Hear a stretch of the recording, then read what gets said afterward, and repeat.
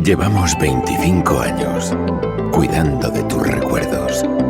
Todo Colección, donde viven los recuerdos. Reunir, restaurar, conservar, rescatar del olvido, preservar la gran historia y las costumbres más cotidianas.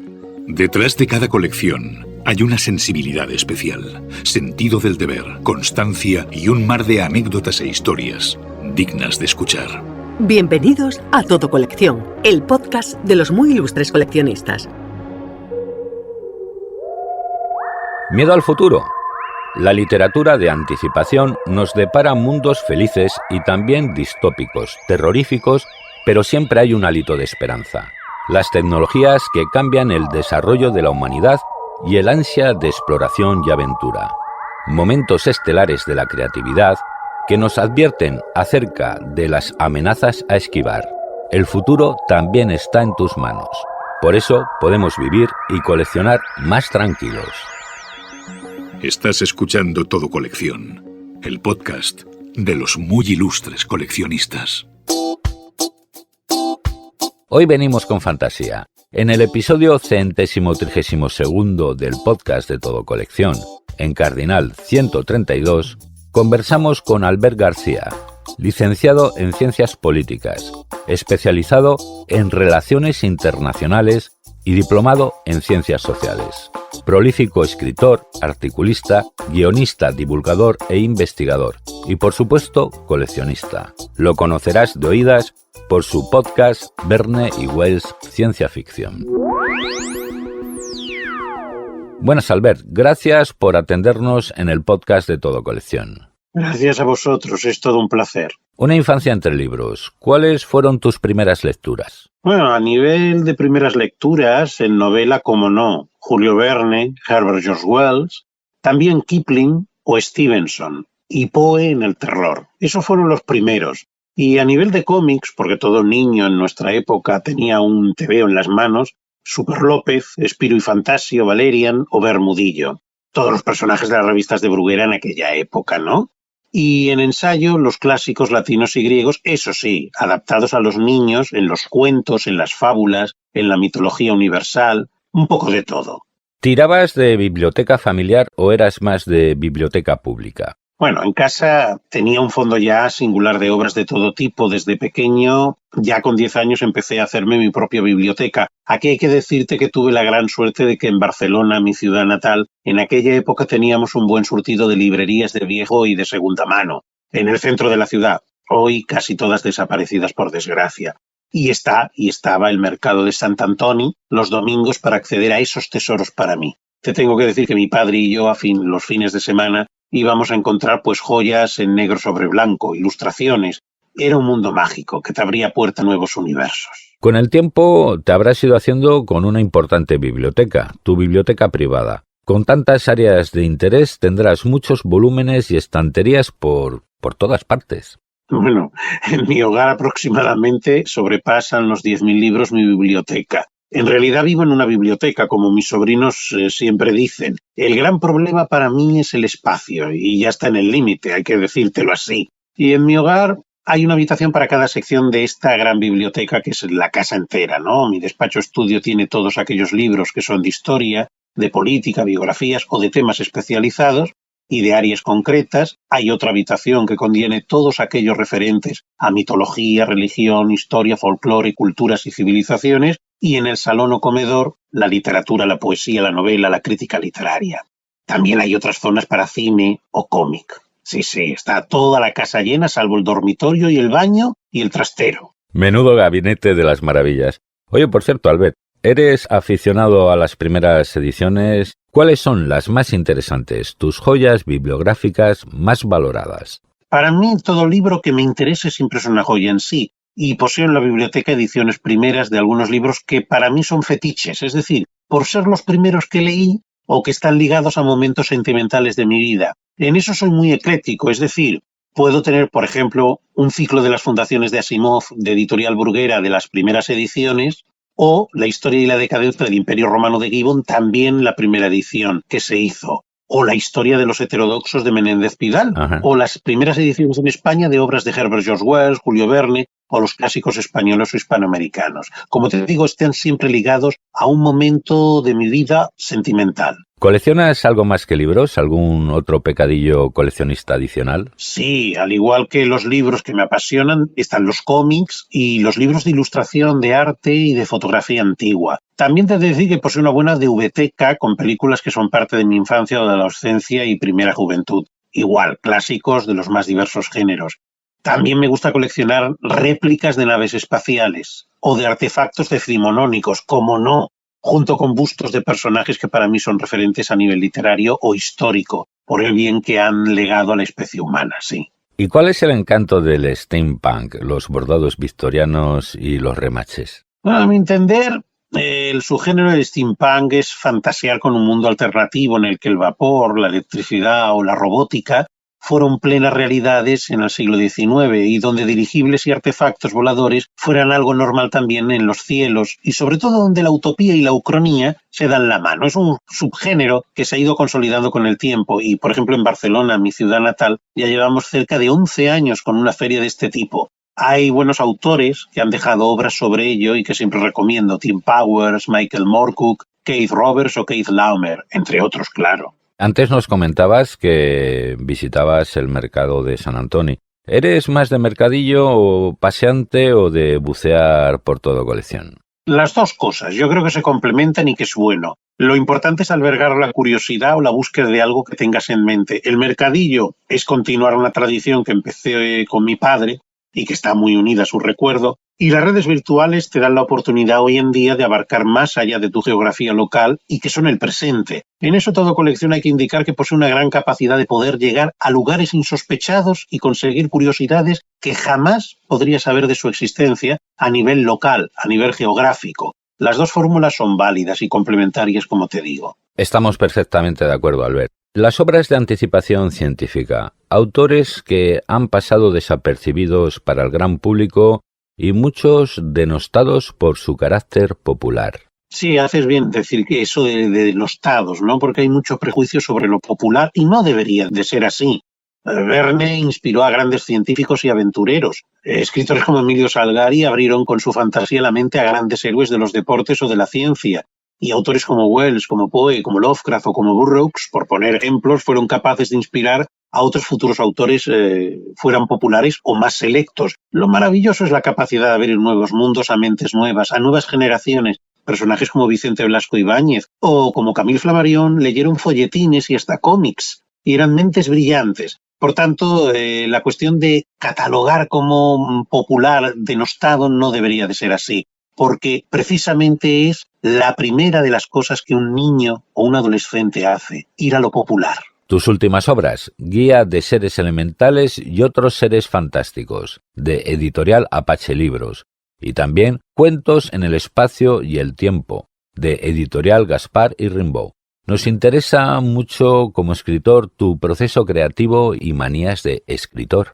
Bueno, escribo como una pasión. Primero, para mí es un medio para divulgar lo que deseo transmitir por considerar que fuera interesante para los demás. Me gusta por un lado el ensayo o la divulgación y por otro la libertad de poder narrar y fantasear. Con ello también poder hacer una reflexión, como digo, en un breve relato de ciencia ficción o de fantasía o en una novela sobre los problemas o las situaciones contemporáneas. Y manías de escritor, bueno, solo destacaría que sobre todo me gusta basarme en hechos comprobados, en utilizar una bibliografía concreta y en exponer con claridad el tema a tratar sin divagaciones ni generalidades. Yo creo que eso se lo merece el lector. Al lector no le puedes marear, al lector le tienes que dar información y sobre todo entretenimiento. Y un rigor que, como experto en biografías de autores de ciencia ficción, fantasía, terror, ¿alguna anécdota de autores o autoras que te haya llamado la atención en tus investigaciones más recientes? Sí, a ver, te pondría muchos ejemplos, pero para concretar, por ejemplo, de Herbert George Wells, durante toda la etapa de investigación que he hecho sobre su vida, destacaría su obsesión por fomentar la creación de una federación mundial para evitar la autodestrucción de la especie humana. El propio Julio Verne, su pasión por el progreso científico que se fue tornando muy pesimista al final de su vida. Otros autores como Arthur Conan Doyle, su pasión por el espiritismo en los últimos 15 años de su vida, que es muy desconocida, sobre todo aquí en España. Mary Shelley, la autora de Frankenstein, su gran formación intelectual con tan solo 18 años cuando escribió la obra. Arthur Machen o el poeta Yeats, miembros de sociedades discretas como la Golden Dawn, que influyeron muchísimo en sus obras por su mitología y simbolismo que había detrás. Albert, te vamos a poner en un aprieto porque nos gustaría saber tu top personal entre autores y autoras, y en este caso no se trata de elegir entre papá y mamá. Bueno, aquí como siempre, ¿no? Es lo que tú dices, ¿no? Si tuviéramos que elegir a algo que se salvase, ¿no?, de la biblioteca. Bueno, pues yo, Herbert George Wells, por su capacidad de querer anticipar el porvenir. Julio Verne, ¿no?, por el anhelo de ciencia ficción sin quererlo. Y él siempre creyó que sería el creador de la novela científica.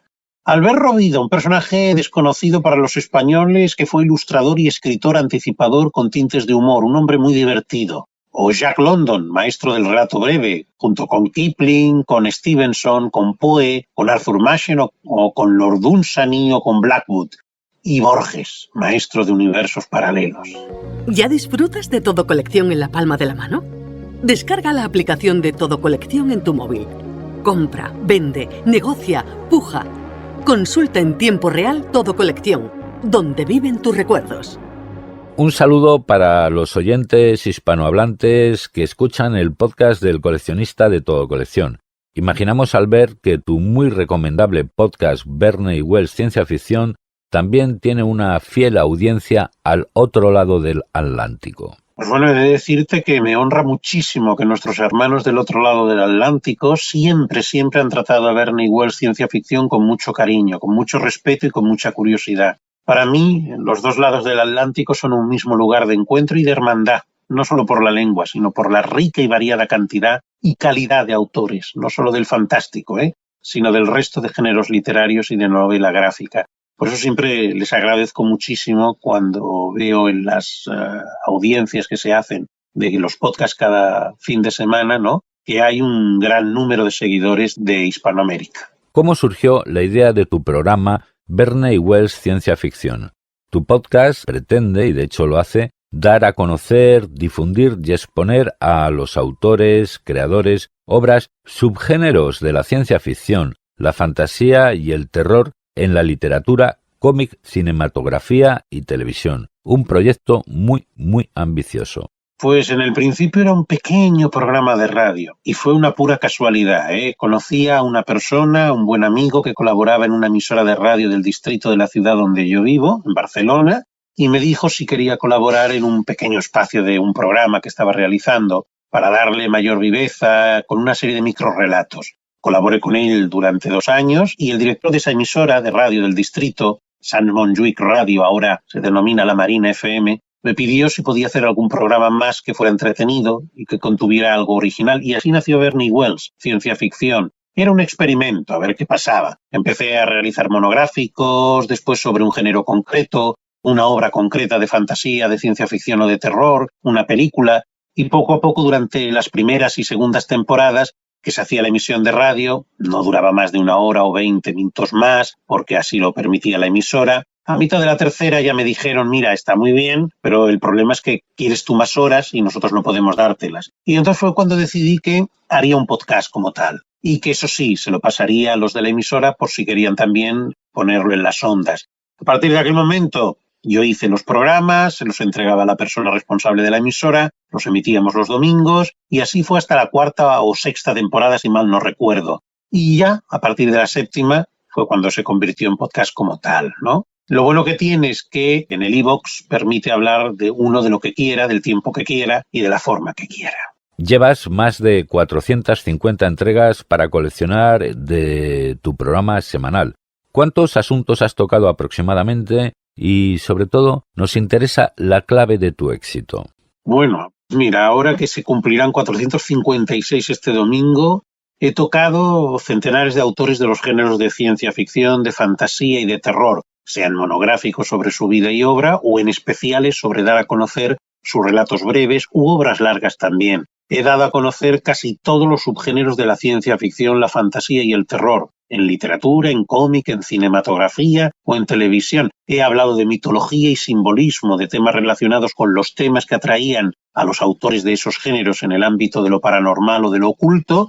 Creo que el único éxito, a mi entender, en mi caso, es que entretiene y que es una llave para que, con lo dicho, alguien se interese por los autores, por los géneros, por los subgéneros, por los temas que voy a difundir y disfrute, sobre todo eso. Albert, y hablando de intereses, ¿qué te llama más la atención? ¿El pasado, el presente o el futuro? El pasado para poder entender el presente y el futuro para poder saber cómo puede ser, ya que es un mundo lleno de miles de bifurcaciones, ¿no? El futuro es aquel país desconocido y me atrae intuirlo o saber cómo podría ser. ¿Y qué te alarma más? ¿Un futuro como el de 1984, una sociedad controlada por un mundo dopado y feliz, o una sociedad dirigida por robots? Creo que hoy por hoy la especie humana debe plantearse primero intentar que su medio, su hogar, no sea un lugar inhóspito, que llegue a ser su tumba. Y creo que eso es lo más peligroso a día de hoy de la situación, por ejemplo, del cambio climático. Por otro lado, a mi entender, debemos salir al espacio exterior